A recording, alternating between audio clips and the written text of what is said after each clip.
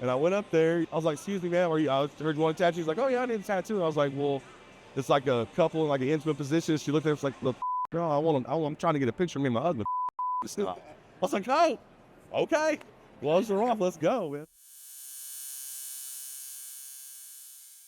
I was barely in the, out of my apprenticeship. Like, it was like 2 years. I'd already been like ghost and stuff previously, but 2 solid years in the shop.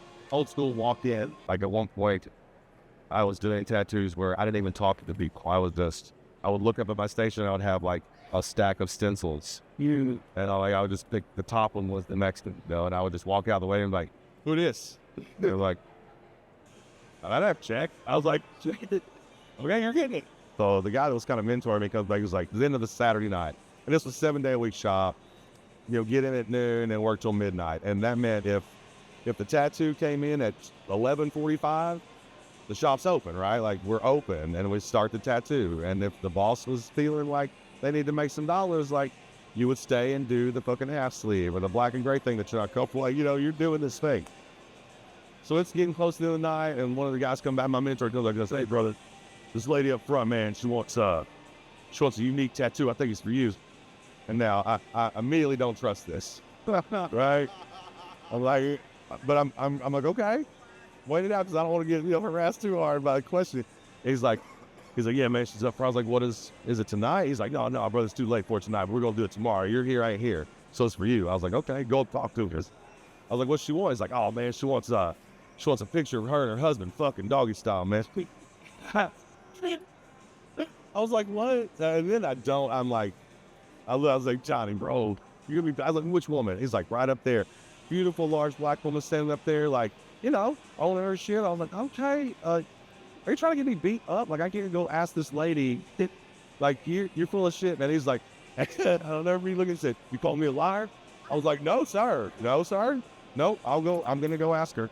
And I went up there, and I was like, I was trying to be as respectful, I was like, I didn't want to, I was like, excuse me, ma'am, I heard you want a tattoo? She's like, oh yeah, I need a tattoo. I was like, well, it's like a couple in like an intimate position. She looked at it, was like, look, fuck, girl, I'm trying to get a picture of me and my husband fucking doggy style. I was like, oh, okay. Yeah, sure enough, let's go, man. It's cool. Hey, give me a minute, to like, get able to set you up for tomorrow, be here, give me about an hour after we open. I was like, I have my shit ready. Because it's Saturday night, like, and when I show up to the shop early-ish, she's there waiting with her husband, a couple kids. I was like, okay, she's like, you got my design ready? I was like, just give me a few minutes. Our appointment's not for like an hour, but yes. Just let me get set up. It'll take me a few minutes to finalize it. Oh, no, okay. Then she's on me, she's on me. So the night before, it's the talk of the whole evening, this tattoo that I'm supposed to do. And so Johnny, being Johnny, he's like, man, fuck thinking about this shit too much, man. Just fucking sketched out. She don't get the fight. I was like, okay, well, I kind of do, but he's like, look, he just scrawled this thing on a napkin. It looks like a fucking Hustler cartoon. Bent over, like on knees. Dude's like behind her. He's on the backstroke, so half a cock and balls hanging out. Oh, she was going to do like a silhouette. She didn't want to do it like a portrait style. It was like a silhouette. Right, great silhouette. So he draws this thing on the backstroke, balls, cock. She's like, her tongue's hanging out, drooling, her titties are like, on the side, like little marks on the ass, like it's moving. It has movement. This silhouette's got fucking movement, if you can imagine that. And I had the design, but I didn't have shit drawn for this lady. I was gonna try to hustle it up at the end of in the morning or whatever. Right?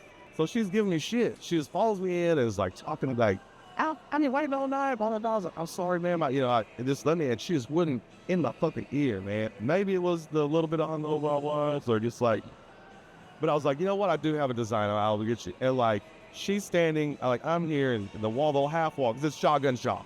All the artists on this side of the half wall, clients on the other side.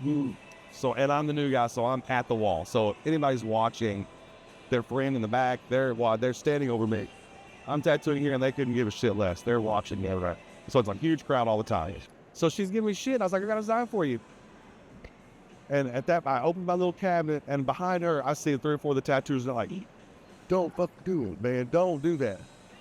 And I said, and I put it down in front of her. I took about it, just out of swing. I was like, I was like, I don't know if that's, and she looked at that. She said, oh, that's fucking hot. I was like, yeah. She's like, yeah, bro, I like this. She's like, can my man come in and look at it? I was like, yeah, bring it in here. And then you got to prove it. And he came in and he looked at it for a hard minute, a hard stare. And I'm thinking, oh shit, I'm still within striking distance of this dude. I thought I was safe. And he just goes, yeah, that's good. He said, but I don't do it on my knees, man. I was like, oh shit, okay. He's like, we were standing up. I was like, so I literally just, if you can be an artist, you can. I literally just took the folded leg and just like traced everything and then hit the thing and traced the straight. I was like, there you go. Right there. I was like, look, now he's staying. He's like, that works. And he loved it. He loved it. And so she signed up. I'm set up. She's ready to get this thing. This is the one, it's like, this has everything that's bad for a tattoo. So it's a silhouette, right? So I'm sitting there, I'm set up. It's the stencil's on her. And my boss comes back and she goes, he wants to ask stuff. Now they're kids. I didn't mention the kid is there. But they're like, it's like an 8-year-old son. He's like in the middle of the mix of everything. And she's like, her man wants to add some words to it. And I was like, okay, ask her. Like, I'll do it, but ask her. She's like, oh, I'll do whatever my man says to. I was like, okay, that's cool. Respect, everything. And so I get the stencil. This is the words this man wanted to add to this. James's bitch. And she was like, yeah, let's do it. So I did it. She couldn't finish, of course. So it's just the outline. James's bitch was in there, represented. It was this perfect storm of crazy. So I stayed at the shop for about a year. I didn't see her again. And then I left. And Johnny randomly sends me pictures, be like, your girl love her tattoo. She brings all her friends here. She's always in the shop. I was like, what the fuck, dude? I felt so bad. That's one that I was like, I could have took that back. James's bitch.